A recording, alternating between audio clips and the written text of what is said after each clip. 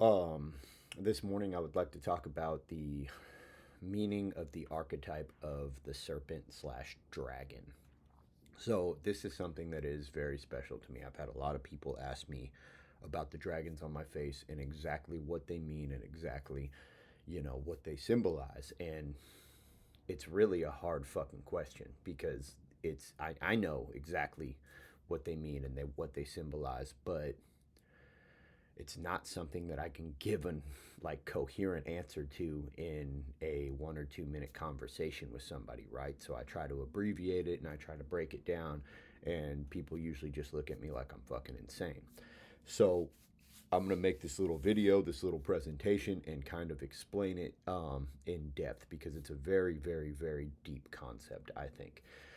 So when we think about the serpent, right, and the dragon. This is something that occurs in mythologies from all over the world, everywhere from Africa to Asia to the Indo Europeans, Native American mythologies, right? It's almost a universal mythological element, very similar to the flood. There's stories of a flood in literally every single mythology that I'm aware of around the world speaks of this ancient primordial flood. Well, it's no different with the dragon and the serpent. This is something that is universal to human consciousness itself. So that's something, man. That's something in and of itself that's worth thinking about. Whenever I find these common threads in mythology of a concept that is universal amongst people that didn't have any contact until, say, 2,000 years ago or so, that means that it went under a process of parallel evolution, right? It was something that was either shared around the world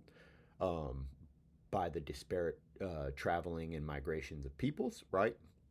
Which is possible, or it's a conclusion that the human mind came up with independently of culture, right? Or it's a common thread to our culture. It's one of those three scenarios, right? And either one of them is incredibly profound.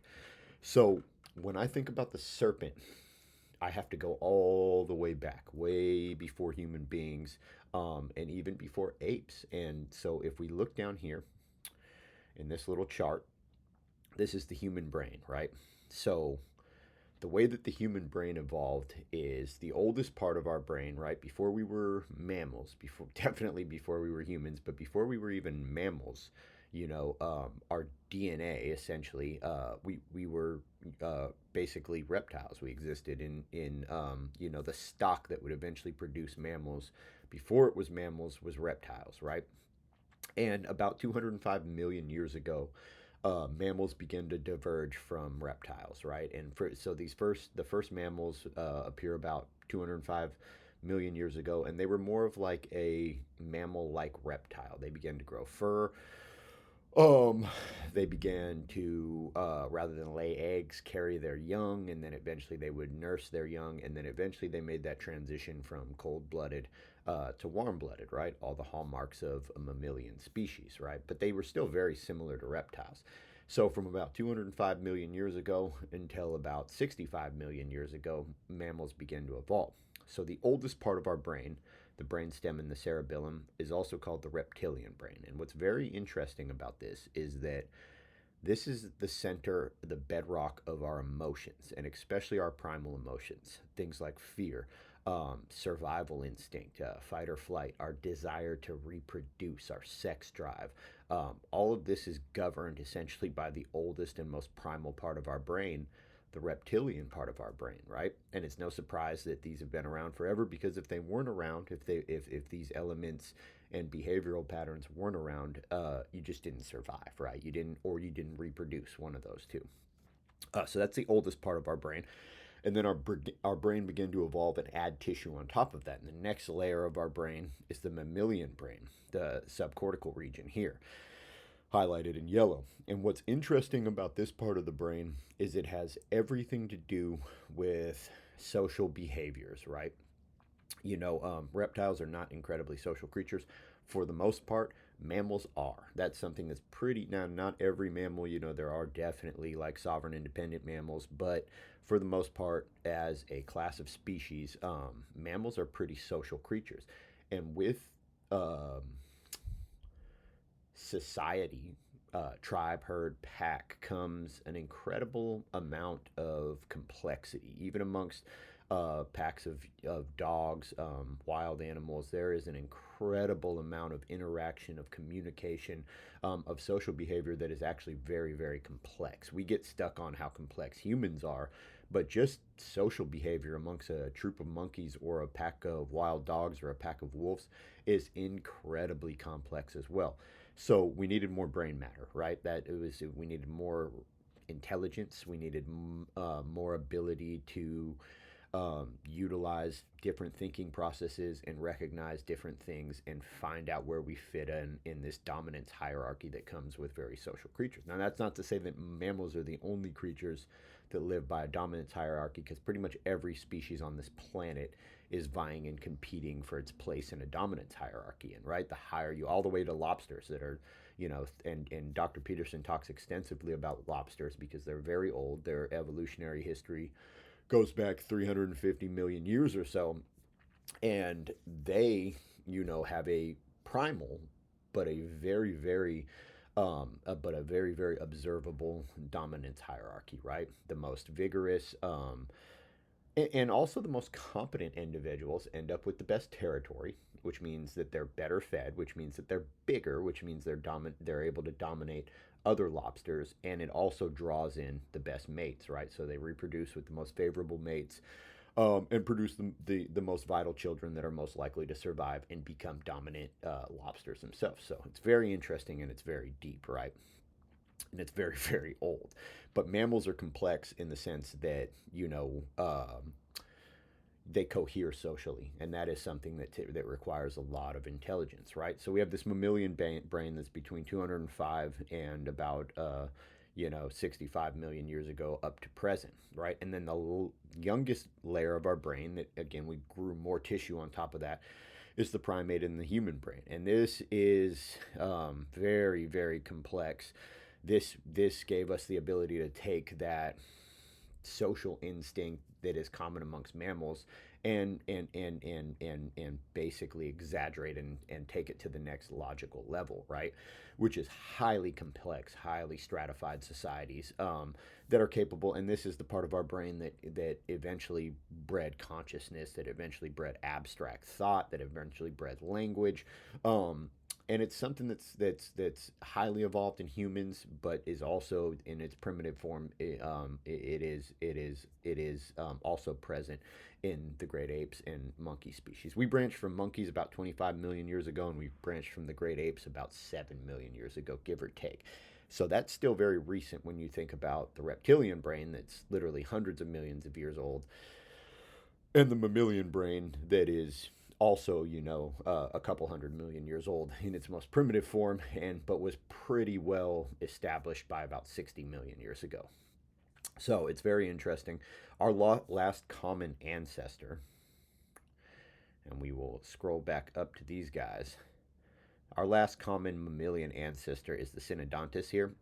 He existed about 150 to 50 million years ago. He's a subterranean mole. And from this species, theoretically, all mammals diverged and diversified. Now, what made that possible was the opening up of new niches when the world was hit by a meteor or an asteroid or whatever the fuck it was that killed the dinosaurs.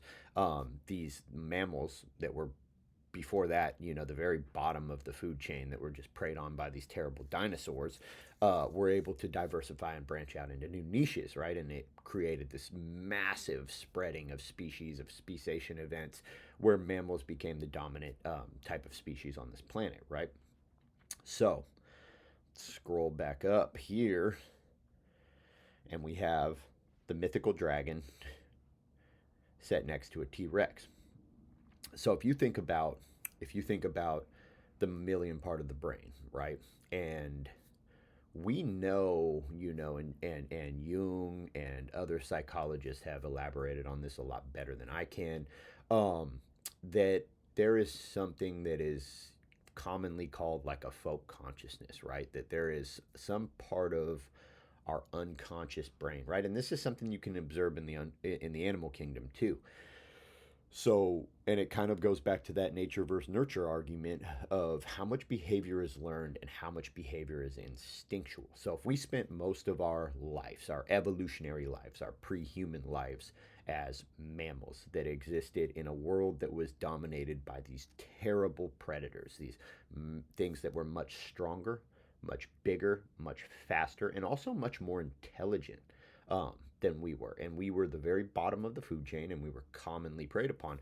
There's a part of that mammalian brain, that instinctual mammalian brain, and also a part of that reptilian brain that has never really forgot that our greatest fear and our greatest threat was these terrible serpents or dragons. I mean, if you look at a mythical dragon, uh, laid next to a T Rex here, and I mean, you're talking about the same creature, right? Obviously, mythologized, were given wings, but there were winged dinosaurs too. So, and to a little mole rat, that might have been the predominant predator, would have been something like a pterodactyl. I don't know that for sure, but I know that amongst vermin today, one of the greatest threats they have is the raptors, and raptors are descended from dinosaurs. That's where the word comes from. They obviously have evolved and changed, but it's a continuation of the same evolutionary line.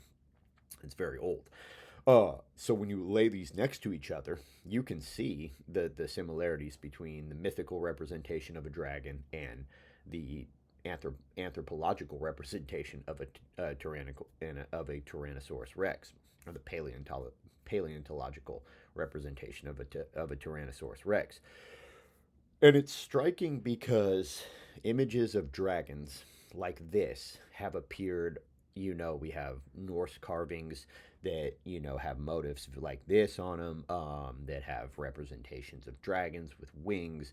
We have old Christian texts that have representations of dragons with wings that definitely predate paleontology, right? So, that in and of itself is interesting, and it's also very similar around the world how dragons are represented. Look at the Eastern dragons, the great processions of the dragons. It's all centers around these terrible teethed, um, intelligent reptile-looking creatures, right? And I believe that the origin of the archetype of the dragon is a part of our mammalian brain remembering our greatest predator and our greatest threat and our greatest fear for quite literally hundreds of millions of years.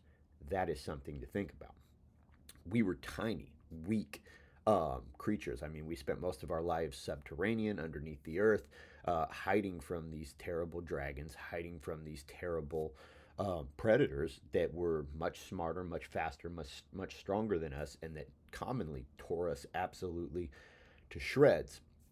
So it's really no surprise that as we evolved and as we became conscious, we wanted to make sense of reality. And one of the first ways that we did that was through mythology, right? And a common part of reality is fear. This is something that is part of who we are. It's part of this reptilian brain right here, right? Is this fear instinct. And, the early writers of mythology or oral passers of mythology, they were great thinkers and they were trying to rationalize and come up, perhaps unconsciously, with an explanation for this fear. And this fear needed a symbol. And there is something very deep in us that is afraid of the beast that will just tear us absolutely asunder. And it's because for most of our evolutionary history, as both apes, pre apes, proto humans, and even early Homo sapiens, we were not the top of the food chain. We were the bottom of the food chain. Everything else was faster, stronger, smarter. It wasn't really until we began to master fire some 800,000 years ago and master tools and weapons that we really began to shift that paradigm, and we kind of asserted our dominance as a species, right? Before that, our survival was very uncertain and we were very commonly prey. So it's no surprise then that in these mythologies, the symbol of our greatest fear is these dragons, these representations of what is essentially a dinosaur, a terrible, intelligent, rapacious reptile.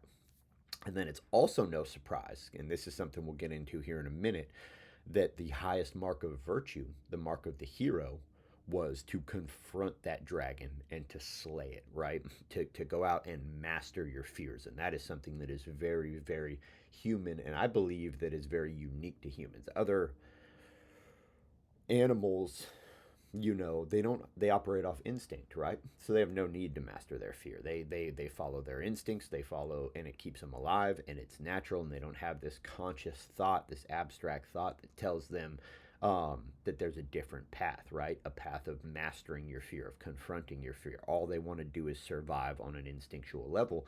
And the way you survive on an instinctual level, and now this isn't necessarily completely true when you really break it down, but as you avoid the things that cause fear, because fear equals danger. That's what that circuit is for in our brain, is that when that fear circuit goes off, it goes off because at a neurological level that we believe we are in danger, right? Now there's a whole trip behind that, and how that circuit works, and we'll get into that in a second. And actually, really, the worst thing for that circuit is to give in to your fears, because when you give in to your fears, you confirm to your mind that hey, we really are in danger, and you have a stress response, and then your body wants you to avoid those situations. And most of our fears nowadays, this is not completely, 100%, but most of our fears nowadays are unrealistic. They're social fears, they're forms of cowardice, they're forms of anxieties, you know what I mean? But they're not an imminent threat to our survival, right? So to give in to these fears that are now manifesting in us, and to confirm in those deep, deep circuits in our cerebellum that, hey, man, we really are in danger, is to create a fear response that's no longer necessary, that we no longer need, right? That is reserved for when we're really possibly going to die, right? That's something that's very interesting to me. So another really, really cool element about the serpent is you go back to the dinosaurs, you go back to the mammalian brain. Let's fast forward a few 100 million years, and let's think about early apes and early humans, proto-humans. So originally we were apes, so we were tree-born creatures, and we have on this planet right now, we have the second most acute vision of all species on the entire planet, right? Um, we have the most acute vision amongst all mammals, and the second most in all the animal kingdom. The only thing that surpasses our vision is the birds of prey. And that's for obvious reasons. They need it to hunt. They have to be able to spot their prey from miles up, right? Tiny prey. So, what about us? Why do we need such acute vision? And there is a theory in anthropology and evolutionary biology that says that, if you think about when we were prehumans, when we were apes and we were living in trees in Africa, that was essentially a rainforest at that time, the vast majority of it was. Excuse me. Anyways, and we're traveling around in these trees, it was absolutely just inundated with different types of venomous snakes. Now, we were tiny little apes, less than 3 feet tall. We had a very low body mass, so a bite from a venomous snake was almost guaranteed to be fatal. We had no medicine, no way to rectify it. Our brains weren't sophisticated enough to create the necessary antidotes to combat something like that.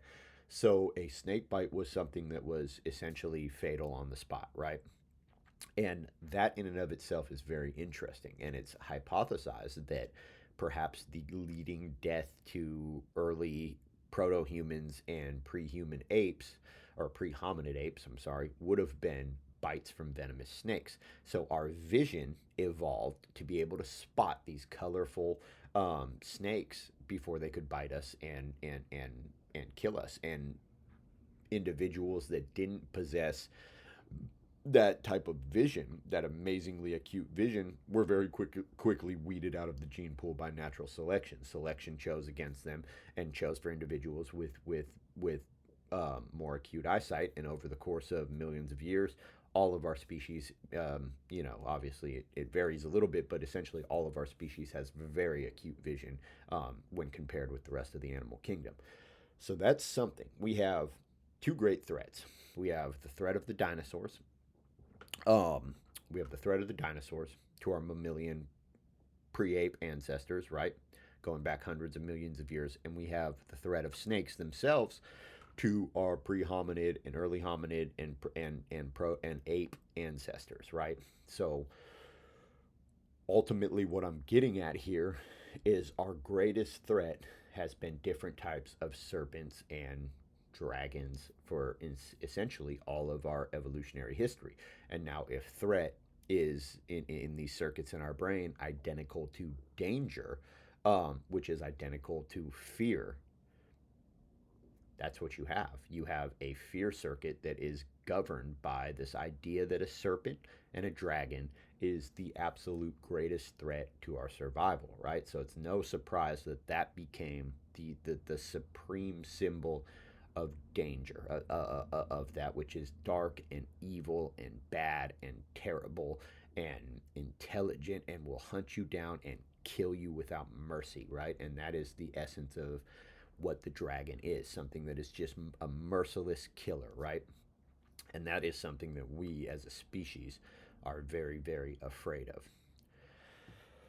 So, I think we've established pretty well that mythologically, the serpent or the dragon equals danger, right? And danger is a manifestation of, and fear, I'm sorry, is a manifestation of a neurophysiological response, or fear is a manifestation of a neurophysiological response to danger. So, and there's also this element of in the serpent and in the dragon is that it's an inescapable fear and danger. It's something that really can't be avoided, right? Because it's something that will surprise you and tear you apart when you least expect it.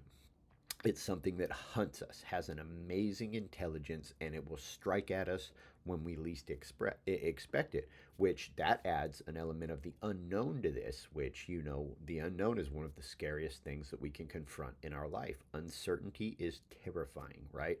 Not knowing whether we're going to succeed, not knowing whether we're going to fail, not knowing what's going to happen next is the root cause of essentially that's anxiety. Letting that master you is a manifestation of anxiety. So letting your fear master you is a manifestation of anxiety, right? And this, rolls right into our next point here, that humans have a natural desire to confront their fear. Our species is, our origins are nomadic. We climbed out of the trees and we began to expand, and our early survival was predicated on our ability to be nomads. We were nomadic hunter and gatherers for many, many millions of years. And so the ability to survive was based on our ability, and being nomadic, there's a lot of uncertainty in that. You're going to move into new territories that are dangerous. You're going to confront predators. You're going to confront scarcity. So there's not a lot in that is a secure niche, right? And when we're not in a secure niche, these circuits in our brain begin to fire and they begin to tell us we're in danger. And we have a stress response to that, right? And we're going to talk about that next. But if we are incapable of confronting that stress response, then what happens is then what basically happens is we freeze. We freeze and we go into a prey mode. And so our ability to survive was predicated on our ability to consciously face our fears, right? And so this is all getting very, very deep. So when we think about, let's think neurology, let's think about the fear response. Let's go back to that ancient primal part of the brain that governs our emotions, right? And very, very, very, very astutely governs fear. Fear is a manifestation of danger, and there's a neurophysiological response to fear, and it's a stress response. Our body is flooded with chemicals, right? Stress hormones, cortisol, adrenaline. Our blood pressure goes up so that we can oxygenate our muscles better, so that we can get ready to either defend ourselves or to flee from this threat, right? And so, but what's very interesting about that circuit is it only pops up and comes to life when a fear is thrust upon us, when we are pressed into a situation that creates this fear that is not voluntary, that it's thrust upon us and we're surprised, right? And our surprise is that and we've every single one of us has felt it. You know what I mean? When those chemicals hit your blood, it's instantaneous, and then it's hard to shake it off for hours, right? And it's actually very, very rough on the body. It's tough. And if you can, and anxiety is basically living in that state, indefinitely, permanently, or for some semblance of permanency. And what your body will do is it will prioritize and it will say, hey, right now we might not survive. And this is what's so dangerous about this in modern society. It'll say, hey, right now we might not survive. So nothing else matters. Our immune system doesn't matter. Our stored energy doesn't matter. None of that matters. The only thing that matters is diverting resources and energy to surviving this threat. And then we can go back and fix all that other stuff if we survive this. It's a very intelligent response, really, because it's a prioritization, right? Survival right now is more important than not starving to death tomorrow, right? Not getting eaten today is more important than not starving to death tomorrow, right? Or not dying from the flu tomorrow. So it's a deleterious effect when it's protracted over time, but it's a helpful effect when you really need it, right? But living in that state for a long time, that's when you see a depletion of your immune system and all kinds of other systems just really begin to shut down, and that's, people that are depressed and suffer from anxiety long term. Now, this is essentially a prey animal response, right?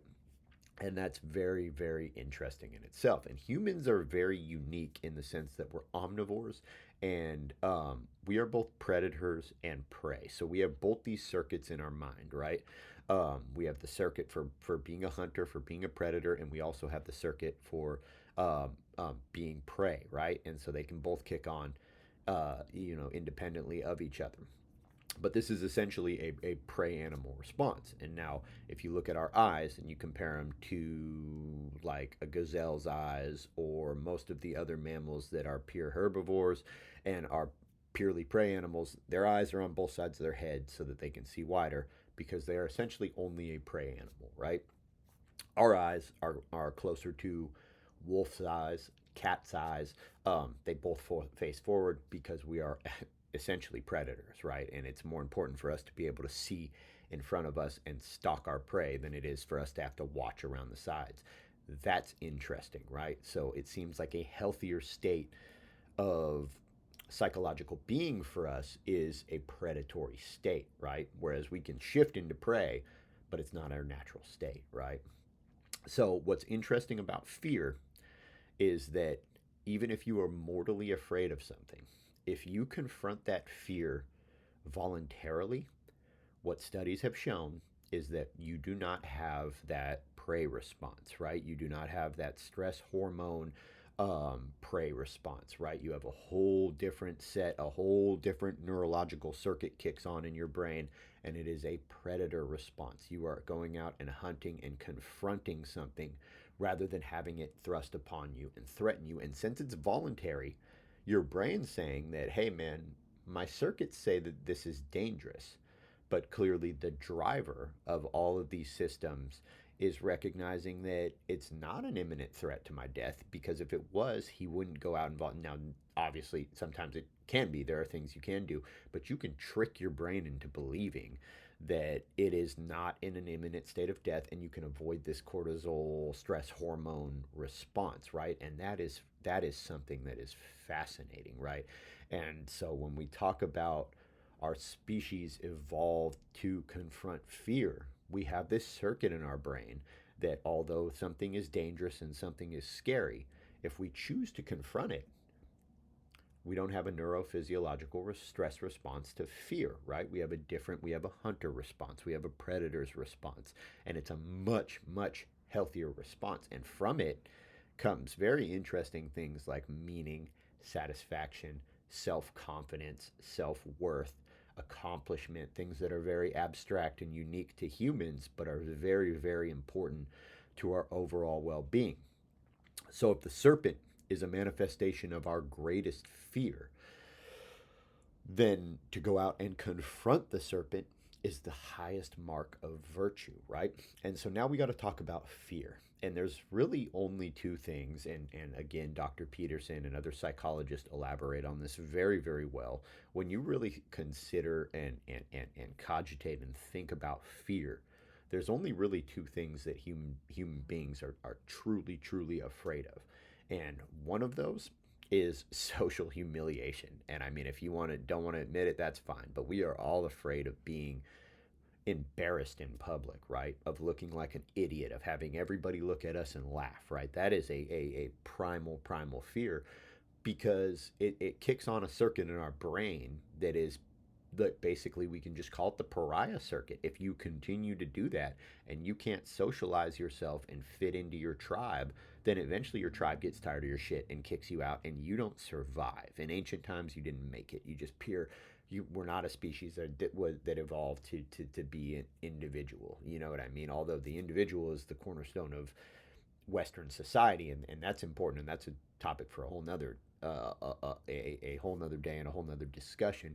But as a species, we are tribal, right? We operate best in social settings and we operate best in tribal settings. And there's a part of us that longs for that. So to be humiliated and outcast from our society, outcast from our tribe, whether you want to admit that or whatever, and I'm not even talking about like mainstream, society. I'm talking about culture. I'm talking about where you feel like you fit in. And if you don't feel like you fit in anywhere, then you're usually depressed and you have anxiety. And if you don't want to admit that, that's fine. But that is a truism, right? We all have a tribe. We all belong to a tribe. We all belong to a sub niche and a subculture. And if that tribe decides that we are no longer a worthy and contributing member and kicks us out, it fucks us up all the way in the head, right? So, social humiliation is one of our greatest fears. And then what is the other fear? It's the fear of death. It's the fear of our own weakness and mortality. Um, and that is something, we're afraid of growing sick. And maybe you're not even consciously afraid of these things, but there is a biological fear of our own weakness and our own mortality. We're aware of it and it bothers us on an intrinsic and a very, very deep level. So, if these are our two greatest fears, then essentially the serpent, the dragon, is a manifestation of those fears. It is an archetypal manifestation of those fears. Therefore, I would say that the myth of the serpent and the serpentine mysteries and the dragon, it's not something that's external. It's something that our mind has rationalized and internalized and mythologized into an archetype. But really, it's a manifestation of our primal fear of our own mortality, of our own weakness, and of being socially humiliated. It's an aggregation of all of our greatest and most primal fears, right? So it is a terrible and rapacious beast that dwells within, right? And if we don't control that beast, then that beast will grow, and there's a lot of ways to feed it. Some of the best ways to feed it are through deceit, they're through hatred, they're through anger, they're through jealousy, they're through all of these very low emotions that do nothing but wear us down and add to this beast, add to this fear, add to this insecurity that dwells within each and every one of us. So since the serpent is internal rather than external, it's a manifestation of all of our fears and all of our weaknesses, then essentially it is inescapable, right? It's something that we can't get away from. And there's a very, very interesting story that every single one of us in the West, whether you're a pagan or a Christian or an atheist, has heard, or at least has the rudimentary bare bones understanding of, and that is the biblical story of Eden, right? So God creates this garden. God creates man and woman, and they live in this garden. And what happens, right? A serpent comes into that garden and tempts mankind, and from that is born all evil, all terrible, all the bad, everything that is bad and that is not good and that is not helpful and that is not constructive comes from this serpent, right? And the serpent is a manifestation symbolically, mythologically, archetypally of all of our most primal fears, right?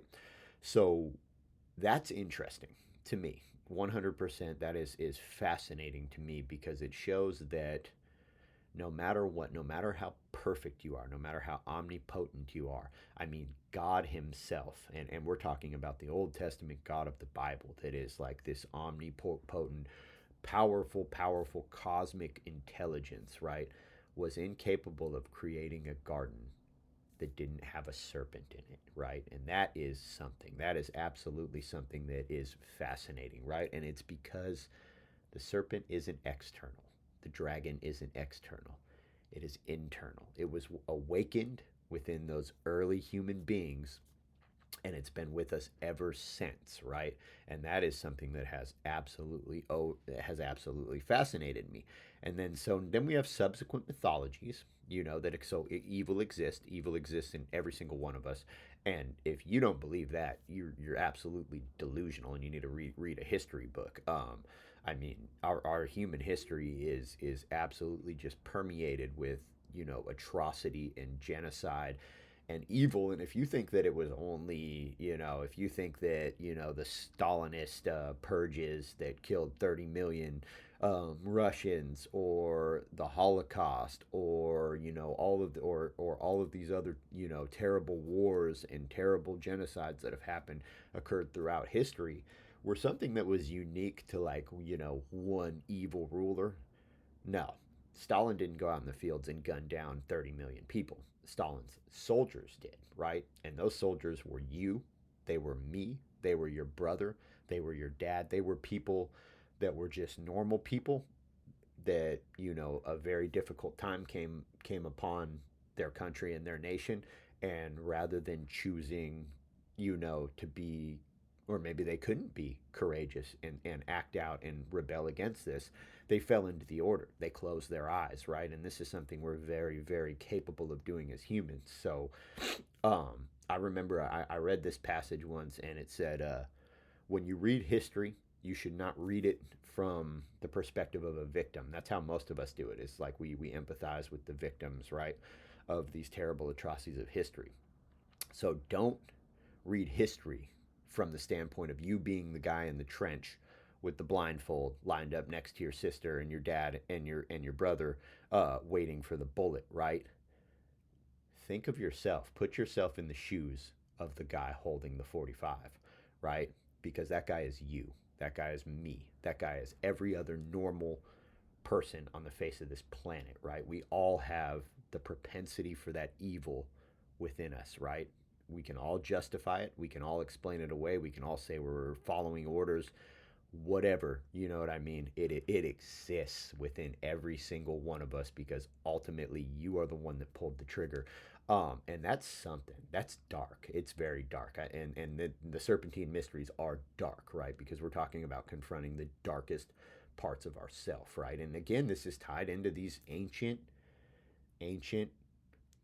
parts of our brain that govern survival. Ultimately, when we feel like we're in a position, in a situation where if where our survival and the survival of the very few people in our near tribe, our near clan, that actually matter to us. And that's another truth about the way our brains work, is that we are capable of deep empathy and sacrifice for people that we are very closely genetically related to, right? And Dawkins talks about this in the Selfish Gene amazingly. He breaks it down mathematically, and I won't go into all of that. But basically, you and your brother, share 50% of your genetic code.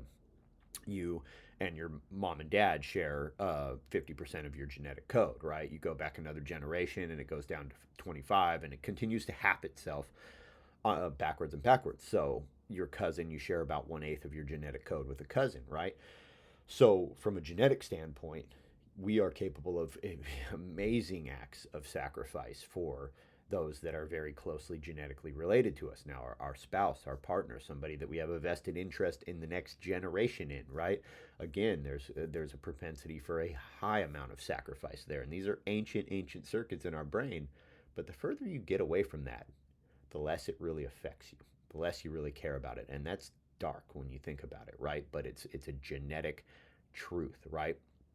So, without digressing too much into a genetic lecture here, let's talk about overcoming this serpent, this evil beast that dwells within each and every one of us. And it ties in, and we will scroll down here past this little dude, to the fool and the hero. And it ties into these mythological stories of initiation, right? And the root of initiation is transformative change. It is the death of one state, a state of chaotic flux betwixt and between, and then the rebirth of a hero, right? And then the rebirth into a higher state. Now, that is a initiatory formula that is followed in essentially all cultures around the world, right? Now, I view it more through an Indo-European lens because that's what I've studied the most. But I have branched off and studied some other stuff, and I've identified this same formula in essentially all initiatory practices, right? And the root of this initiation is the death of the symbolic death of yourself in a foolish and lesser state and the rebirth into a higher state, right? And that's why it's always said the fool precedes the redeemer, right? When the fool dies, the redeemer or the hero is born, and that's a mythological formula. I mean, watch a movie, watch Harry Potter, watch Star Wars, watch any of those, and that you're watching the protagonist, who has darkness in him. I mean, let's Star Wars is probably my favorite story ever. Let's look at Luke Skywalker, the hero, right? Remember that Luke Skywalker is the son of Anakin Skywalker, who was also a fool, um, and ended up going over to the dark side and becoming like this Primarch of darkness, right? And so within Luke Skywalker, there is a calling to the dark. There is a calling to the beast within. There is a calling to the evil within himself, right? And he is in a constant struggle with that. And, eventually, if you've watched the whole series, he wins that struggle in a sense, but it absolutely changes him, right?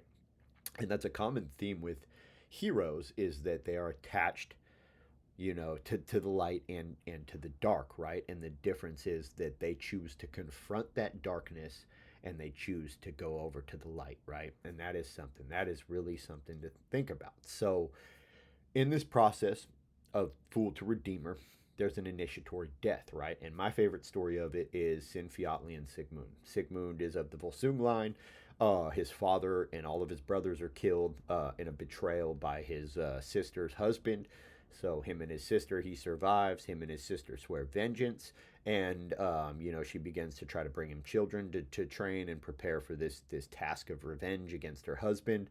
But they're all too weak for the grim work of revenge until she goes and sees a witch and takes a different skin form and goes and actually sleeps with her brother. And from that union, they produce a pure Volsung that is strong and hardy enough for the task of revenge, right?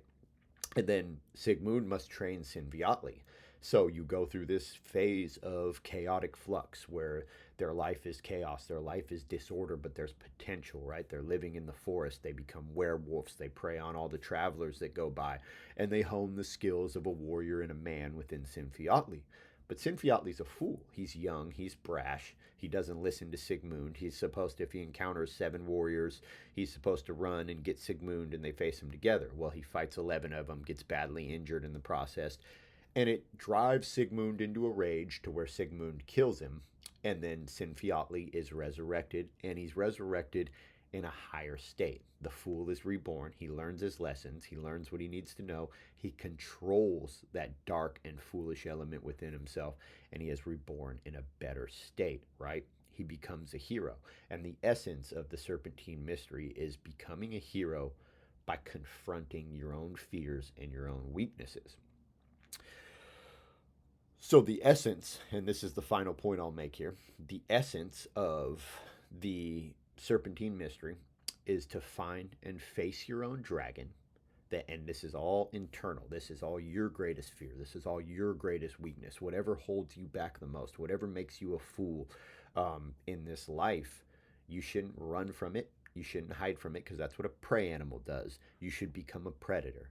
You should migrate down into the underworld of your deep subconscious, and you should confront that dragon and you should slay it, and then you should eat its heart, right? And that is something that is very interesting because when you eat its heart, symbolically, you are taking on the essence of that creature.